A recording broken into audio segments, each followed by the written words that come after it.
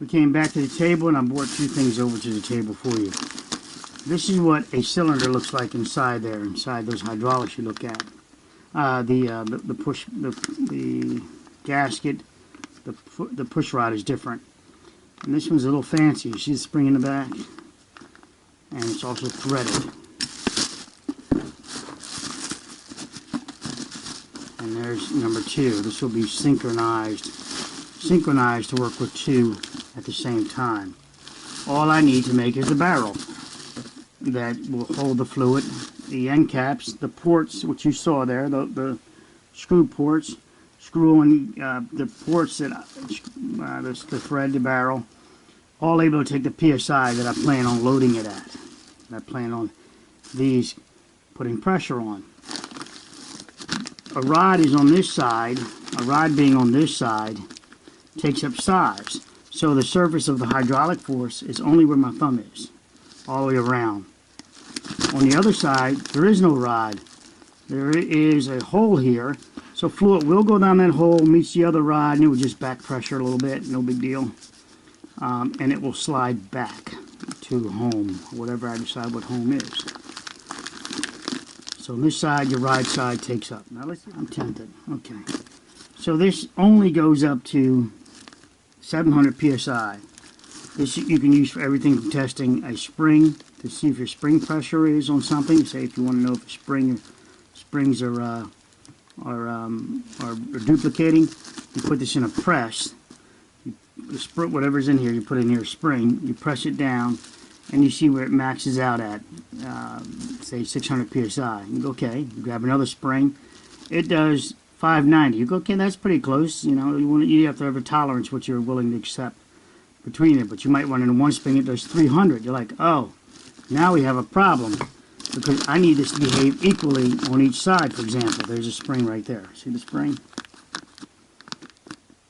I need that spring to behave as the manufacturer specified. So do I trust the manufacturer or do I test it myself? You tell me. Do you think I trust the manufacturer? Once I have it out, of course I'm going to load test that spring and see how the springs behave before I get that far into the game. I want to make sure these springs work. Both springs are performing within tolerances. So this is a post-tension product for post-tensioning concrete or post-tensioning whatever you want. Reinforcing steel for a bridge, etc. This is the long nose one. You can change this nose out and make it short nose. There's the product that you also leave with the tags on, so anyone else want to debate your dates on your product, you would be able to show it. Specifically, hydraulic hoses. You don't want somebody to get hurt out there. The pump is probably okay to fail, but you just reduce pressure more than likely. But the hoses are critical. That's where everybody should be looking, not just tagging of the machine. But that also says your machine is calibrated to do 4,000 psi, not 5,000 when it should be doing 4,000. All right. So you're looking somewhere about $12,000 between these two beasts. Hydraulics is not something I just dabble in. Hydraulics is lovely to me. I love the force multiplier of it. Remember, I love human life and all this other stuff. We are hydraulic based. Water and also our heart, our pump, everything. Your eyeballs, everything is in equilibrium. If I gave you the same pressure you had at your aorta into your eyeball, you would go blind. So this is my hydraulic rebar pull-out tester. I'm putting a new gauge on it. New gauge is going on, so it's got to be transition from this is where I need to go from that thread to that thread. This will get me there, and then that will be up and running. No panic yet. Okay, so let me look at that. So this thread is that thread, and it will get me to that thread, which will then get me to that thread. Yeah, hydraulics are crazy. They do not like threads matching. You know, they've got so many standards that they're not standards. They're just all over the place. Just saying, you know, metric or imperial, nope, not with hydraulics. You can go crazy trying to find, you know, the different manufacturers using JIG type fittings and this type fitting and that one. Yet they all ultimately have the same goal of the PSI. The flow rate really matters on these. How large your restriction or not. That really matters, and you got to go slow when you're pumping this up. This isn't a race to see if you can pop the rebar out. This is slow pressure, slow induced pressure. The hydraulic forces I use, the ocean if you will, is back here. And this can put out well over 10,000 psi. Okay, so I apologize about the noise. I've got to use the camera a bit to make sure you guys are still viewing. So you'll see me turn my head. That doesn't work there. Alright. Maybe I can get away with it right there. Yep. See what I do for you guys? That did not fall on the floor. Fell right on my legs. There we go. Oh shit, that's the fitting I can't mess up. Oh shit, I can't mess that fitting up. Alright. This is for deburring. Always gotta remember the deburr, so I keep that as a reminder. Okay. All this is not in the way. It may look like it's in the way. It is not. It has madness for what I've got to do. Now this could eject off of there and bounce off of there and smash me in the eye. So I'm going to wear glasses. I guess I could lose a tooth, but that's what we're going with for you guys. Should flip over any moment, the camera. Oh, there we go. So I rigged up some tape here. As you can see, our tape is going to be, this is going to be our vessel, and this is going to be the carbon fiber. And then what I did is I have some different color tape to help you see what's going on here. I only put a couple of wraps on it. Let's fire it up. I've got to move pretty fast to keep this going. And I got to think about my finger being caught inside the tape. I'm going to move in a bit for you. And you see what's happening there is that I can't keep up consistency. You see the bands, wider here, narrow here, wider. This will show in the video when I show you how the hydraulic channel does. Here's his model, and I want you, and this is carbon fiber, but I want you to think of how I show the pattern next, how irregular. Look at the size of my mouse, and then look at the bottom of the mouse right here. And you see the spacing, and then I come over here, and now it's together. So the person that made this carbon fiber, they just created, you know, the overlaps. The overlaps are so inconsistent. I think my slapping together out there is better than this. I mean, look at that. That one there is a lot more of overlap. This is now less of an overlap. So there is a gradation in the forces here, and when you get the equal pressure everywhere, it's going to find your weak overlap.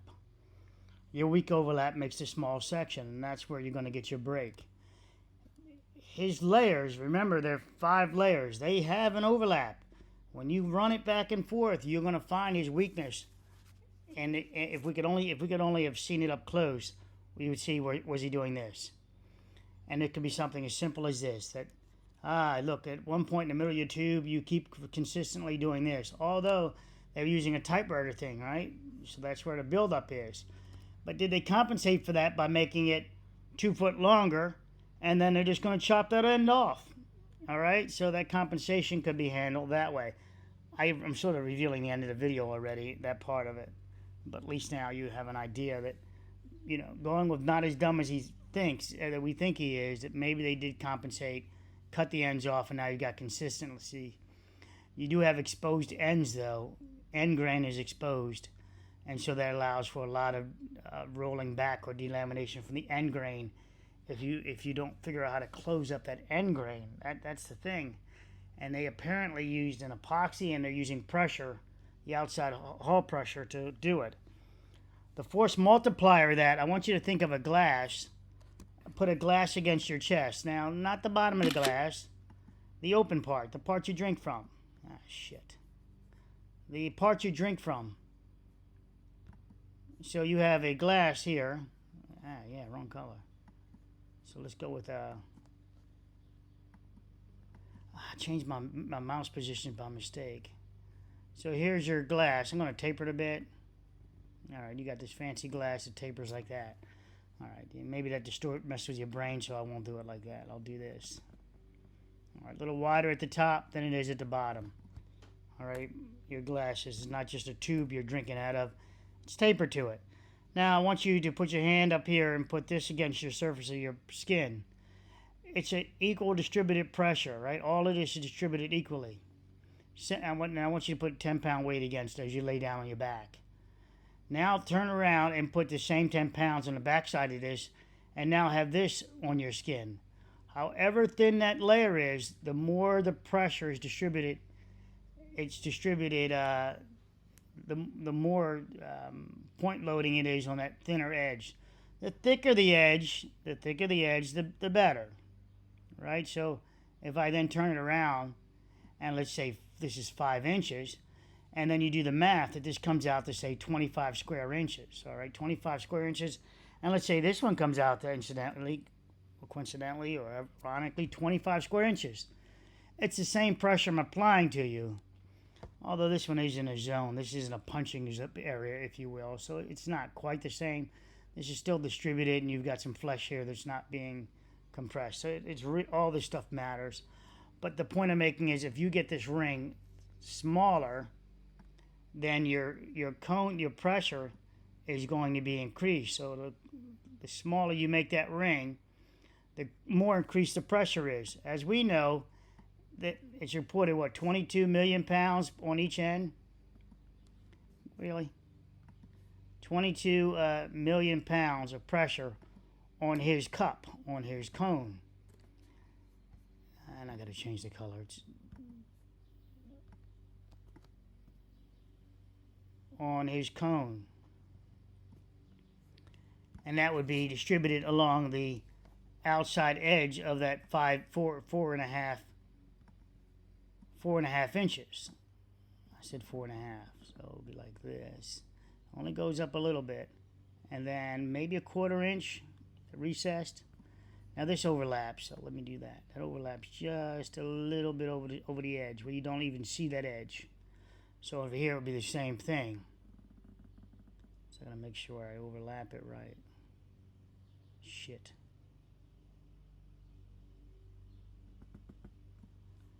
Alright, over here is the same thing. You don't see this overlap. It fits beautifully inside his recessed. Remember, if it's a 1/4 inch here on one side, that's a total of 1/2 inch deduction off the whole radius diameter, and you're down to 4.5 inches again. Back to what the engineer from Spencer said. Give me 4.5 inches. So you distribute it. Really, it's really tough, guys. The mouse pad I have configured. It's not how I'm trying to figure out how to configure it as my old mouse pad, and that's not a home run for me right now. 4.5 inches, and this is 22 million pounds. All right, mils, not mils as in mills, but millions. Okay, that's getting weird on me now. All right, million pounds, 22 million pounds upon this surface, and it doesn't matter if this ring is larger. It's still the pressure it's applying. I don't know if that ring, that recess and bend, if it actually is applying it there also, which would be really matter that these machine and perfectly match up, or you're creating a delamination issue where you could shear this off here.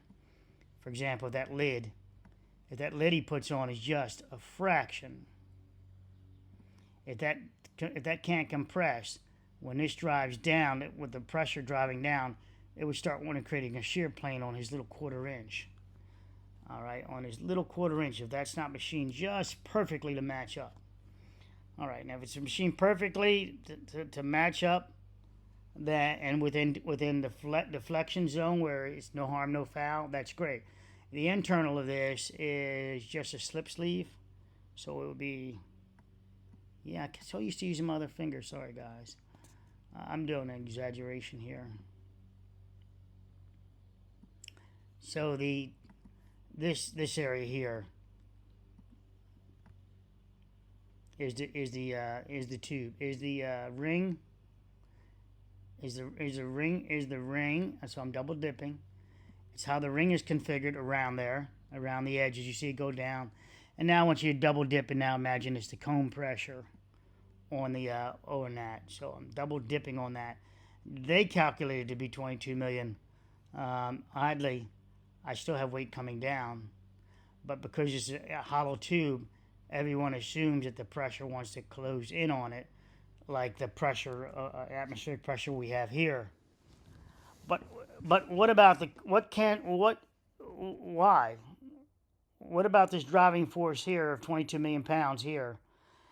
And how much of it is becomes, it's kind of weird, like a skin friction, like you drive a pier into for the beach, around the beach areas or whatever it may be, that you get skin friction.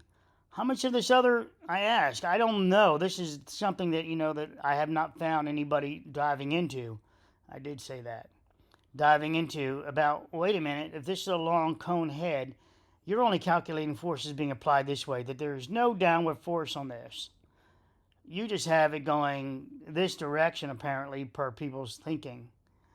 In reality, we have equal and opposite forces here. Here's 22 million pounds, or whatever it may be, per square inch. I know it's between 6,000 and 65 psi, let's call it. So we don't have to do this calculation like this. We can just think of it that way, of 6,000 or 5,700, whatever you want to call it. But it's equal, and considering that it's only 8 foot apart, roughly, from the top to the bottom. All right, so I'm not giving any deduction for that. For a human, I would give 8 feet as a deduction, as I talked to you about swimming pools. You go from 6 feet swimming at the bottom of a 6 feet swimming pool to swimming at the bottom of a 10-foot swimming pool, and your ears start popping. So it really matters for that. But for this 8 feet, the PSI is, I'm not counting it as more force at the bottom than the top. Although it would count for displacement issues if I counted it at. It does count, but I'm not counting it. 8 feet is pretty damn significant for displacement once you consider this a boat when it goes into the water. The initial entrance into the water at a water level. There is some displacement going on. So now but you have this PSI here and then the PSI here. And so how much of it is canceled out? Yes, you have it coming here, but you have some here trying to confine it also. So it's not just trying to crush it in and mushroom it out, as I show you in the previous video with the professor from England who says, I think it wants to mushroom, or maybe it was this guy, but mushroom out, mushroom in and mushroom out. Well, it can't just mushroom out because there's other forces here stopping it from mushrooming out. So you have a gradation here, and this is where it's so wild, the amount of force that you can't really, the amount of force and your extrapolations need a crazy mind to start seeing. You have to see yourself as that water pressure, and okay, as soon as you add here, you got to think, okay, well, where else is countering that? All right, I'm going to end this video with that part of that video with that. I want you to see the cone actually in the background. All right, I want you to see the layer of his carbon fiber, how I'm duplicating it in my video, how the layers are not consistent in his sample. And so therefore his sample is, in essence, useless because he's putting the same PSI around there, but he's not counting in. And you guys look at it and say, this is why it failed. This is how it would fail. No, there's many of built up, right here, see the gap spacing? There's many, the buildup of this is terrible. It creates many zones where you could start guessing where it would fail. All right, what do you think? I mean, look at that span there.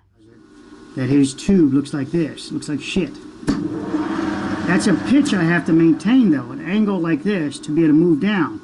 If I just keep it straight, I just wind up wrapping and wrapping, look. Doesn't go anywhere. So I've got to pitch it. And once I pitch it, then I then now what happens? Maybe a couple of extra wraps here. Does that change it? Because now I got to change directions. Look, guys, watch. See the pitches this way? Notice the pitches this way. But when I come back the other way, look what I did. I've got my finger on a button to stop in case my hand gets caught into this somehow, that the tape grabs it. Now the pitches change this way. So there is some cross-hatching going on with the overlap being very minimum there. Let's go ahead and stop that because, you know, tape's not cheap.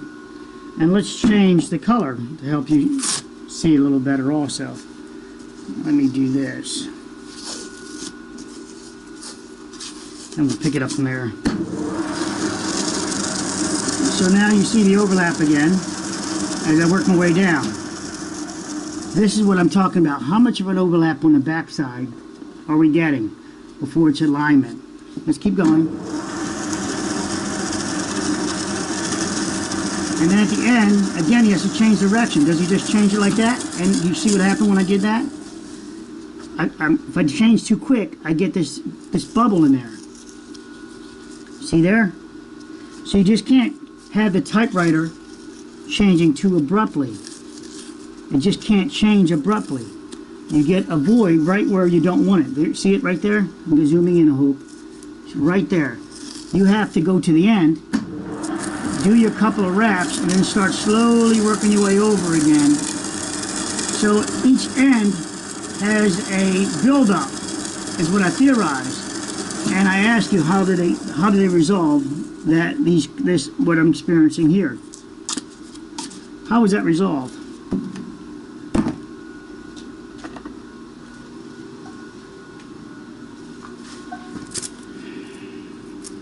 Switching tapes.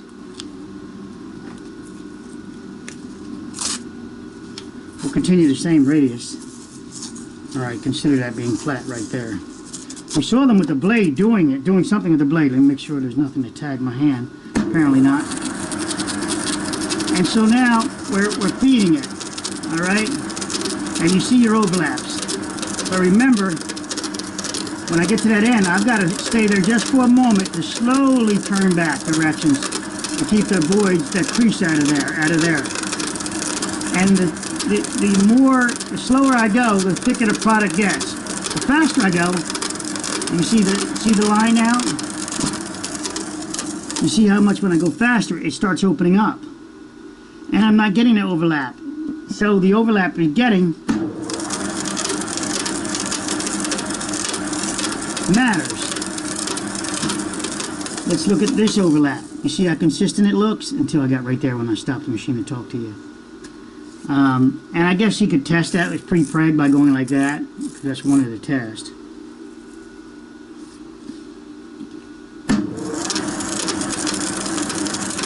So then let's go down here again, and we'll turn around. So he goes there to the end, and before turning around, he gets a stagger for a second, and then back to speed. Back to speed. Now, we would need to know the depth from here, each of that tube. How did he verify to make sure he was only putting 5 inches everywhere? Here, he'd have to measure from the outside and inside all the way down to check that. But on the inside, he used a metal liner. So you'd have to use from outside only to be able to check depth. So I can only use an indicator that I have in a background like this. On a stationary position, I would then rotate the tube, rotate the tube to see how consistent I am. I know this won't be consistent because I purposely put the tube a little bit out of sync. Okay, guys, here we go. Watch this.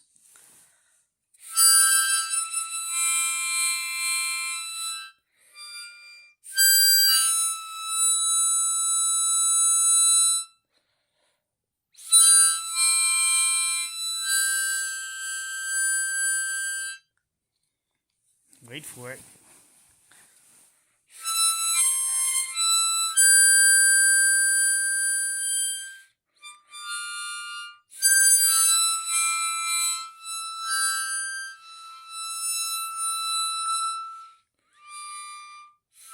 Here it is.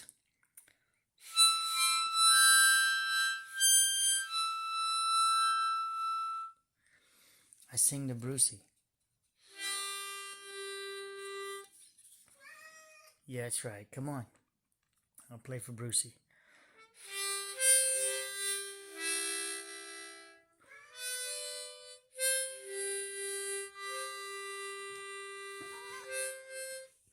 That's right, Brucey. That's right. Guys, that's the first cat ever that he purrs harmonica.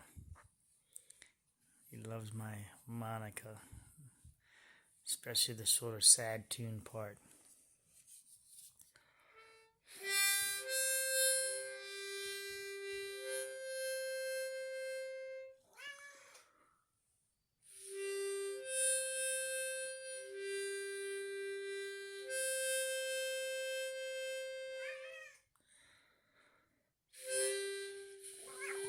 That's right. That's right. What do you guys think? Is that something else? Have you seen a cat? He's purring. He loves it.